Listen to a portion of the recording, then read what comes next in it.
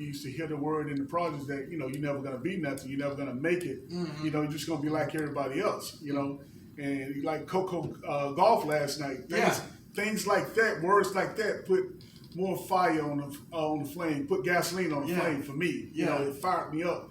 And I've always walked with this chip on my shoulder, man, that the world was against me and I was against the world. So I just had to work even harder at whatever I wanted to do.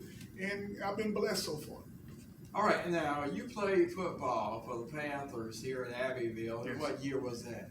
From 83 to 87. Did you all win championships? No, we didn't win championship. We came up a little short.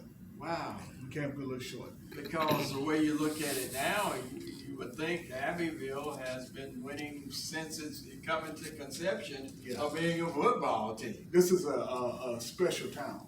And the thing about being, if you're from Abbeville and you play sports, football is the rule around here. But, I mean, it's just a different mindset. You as a little kid, you're going to play football. Yeah. Right? And then when you start winning as a little kid, and it carries on through middle school and into high school, success is the only thing that we know here. So winning is part of our everyday life. And then when you don't win, you got a community, tight-knit community like we have, that's going to question you why we're not winning. So this is a special time when it comes down to football. All right. Now you're the owner of an arena football team. I'm coaching. You're coaching. I coach. Okay, I'm sorry. Head coach. Yeah. And because of the fact that I came out with the book, I went ahead and took a year off to promote the book. Yes. To get the book out there a little bit, get a little more. But I miss coaching so bad. I got to get back out there and coach. Get back into. Yeah. But this book, man, has meant so much to me because it got an opportunity for me to let a lot of parents, a lot of single parents here in Abbeville, and they're raising a lot of kids by themselves. My book highlights that. My mom raised 10 of us by herself, and because she raised 10 of us by herself, she never gave up. She kept fighting, and then that instilled that fight in me, so that when I face adversity in life, I was able to overcome through the grace of God, but the strength that I saw my mom and my grandmama, my brothers and my sisters, all of them put together, and it allowed me to work and do some of the things I've been able to do over the years. All right, when you talk about, the book is entitled On Broken Knees. Yes. What inspired you to give the book that name? Because of the fact that my knees really hurt me. Really bad. When I went to work out for Seattle, I had to get shots to my knees. When I went for the workout for Tampa the day before the Super Bowl in Atlanta. And you're talking about the NFL teams. NFL. Yeah, I had to get shots to my knees. When I had to go for my workout for the Carolina Panthers, I had to get shots to my knees. And when we played in the national championship, and when it was fourth in about 5, and I should have went about 50 yards for a touchdown, I only picked up 13. I knew right then my career was over. My knee was done. Because normally on a play like that, I could always take it to the house. But I had no juice left in it, and I knew my knees were done, were gone. So that's where unbroken knees come from. The fact that my whole desire was someday to play in the NFL. But because of my knees, it kind of left me a little short. Okay. Now, that would be considered in anybody's life, especially when you're in the athletic realm of things, a adversity. Yes. You dreamed about being a NFL football player, and then all of a sudden your body doesn't cooperate. Yes. And it has to play a trick with your mind and your soul. Yes. And did you reach a point of depression? I did. Many a times. And I give a lot of motivational speeches about that when I go out and talk to young athletes. A lot of times I did get depressed because of the fact that, you always believe in life if you work real hard, you do the right things, good things are going to happen. It's not always true, because I did all of the right things that I needed to do to get in the NFL as far as training, lifting, eating, utilizing my time properly. Yeah. But I still came up short, And a lot of times we believe that we're going to get there, but God has other plans, and because I didn't get there as a ball player, but I did get there as a coach, and I became one heck of a coach, and I was blessed. I mean, I'm telling you what, the things that I endured as a person really truly helped me to become a good coach, because I ended up being general manager of the year, coach of the year, and winning several championships. So I got blessed in many ways. And now I have a lot of ball players that's done played in the NFL, and one guy that's getting ready to be retired in the Canadian Football League, but also getting ready to go in the Hall of Fame to get ready to retire his jersey as well. So a little project boy going to the top of the United States, to a state like Vermont. Congress, when I went to Vermont, it came into my office and it told me, Coach, we heard you're a pretty good motivational speaker. We'd like for you to speak to Congress for us. And I'm like, I'm trying to figure out why would they want somebody like me to speak to Congress. Well, they wanted me to give up motivational speak to Congress because they were trying to get $260 million for council research.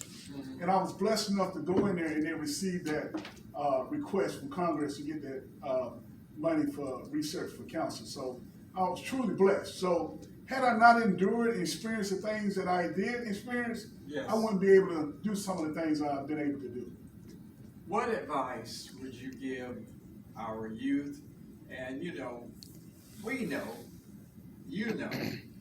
I know that everybody is not going to make an NFL team. Yes. I don't care how good you are locally or basketball, NBA. Yes. What advice would you give our youth who have dreams of making an NFL team, NBA, etc., and then it just doesn't happen? One is, I wish I realized that you are not the only person trying to get into the NFL. Mm-hmm. Once you realize that, you will have to make a decision. What I'm going to, am I going to pursue? If I'm going to pursue the NFL, there are things that I'm going to have to separate myself. So my whole mentality has to change, right? Also, you have got to get education. Education is so important because of the fact that if you don't have that education, you don't have nothing to fall back on. And I can give you a prime example. Some may get mad with me about this statement I'm about to make. Majority of the football players that play in high school do not go to college. Mm-hmm. They go and they get on a regular 9-to-5 job. And then those that don't get a 9-to-5 job, they're in the streets.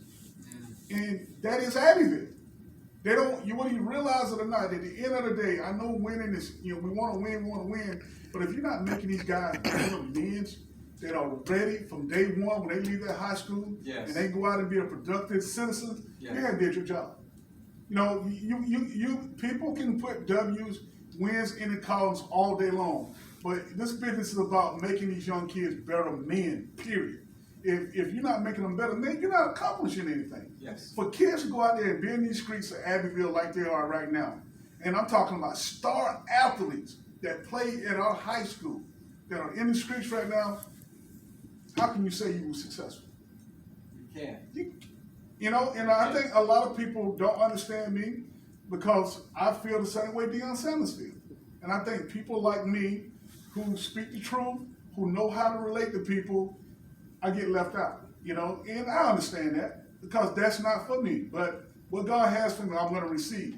But those that I come in contact with, that I'm able to encourage, to motivate, and to share my story and to get them to understand that education is very important. And because you were raised by a single mom that you thinking that you can't make it, that's not so. Look at me. There was 10 of us. It was 4 of us to a 1-bedroom, And me and Brenda, we was next door neighbors to each other in front. She was older than me and I was a little kid. That household was the same way, living in the projects. There are 52 apartments. 48 out of those apartments only had four dads in them. Wow.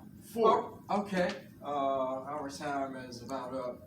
What's in the future for Mr. Ervin Bryson? Well, they're going to be announcing me for my second year as head coach of the HBCU All-Star Game in December. The date has changed to December 3rd. And then I had to decide whether it's going to be on NBC or CBS or Fox. I'm looking forward to that. Right now, I'm putting my coaching staff together around the country.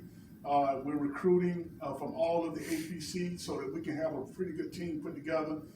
We have several players that played for us last year that are now currently in the NFL.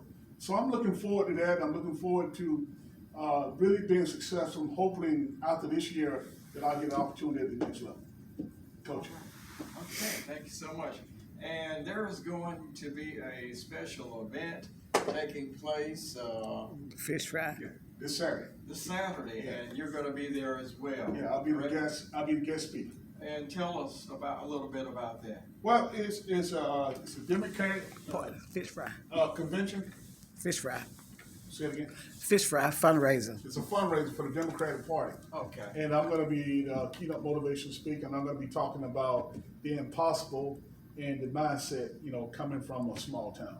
Oh, all right. And what time do you have the time? I had it. I don't have It's it. going to start at 11:30. 11:30. It's 11:30 at Abbeville City Center. Okay, 11:30 until 1:30. About 11, from 1:30. 11:30 to about 3 o'clock. Okay. Yeah. Well, we'll be looking forward to hearing you and meeting you, and I want to encourage everybody. I'll have some of my books also.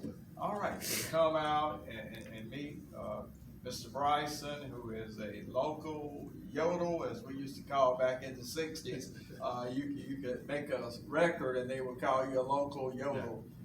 For however that went by. But anyway, we appreciate you coming by Sunday afternoon praise. You have truly been a blessing to me, an inspiration, and to those out there that are listening.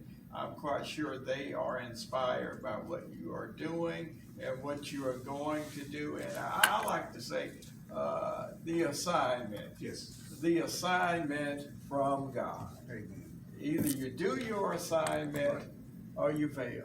That's right. If you don't attempt to do your assignment, you haven't done what he put you on earth to do. Can't bury your talents. He gave it to you. That's right. All right. We will talk to you. See you on Saturday. Thanks a And lot. God bless, and thank you for coming by the studio. Now I got to figure out where I can get back to.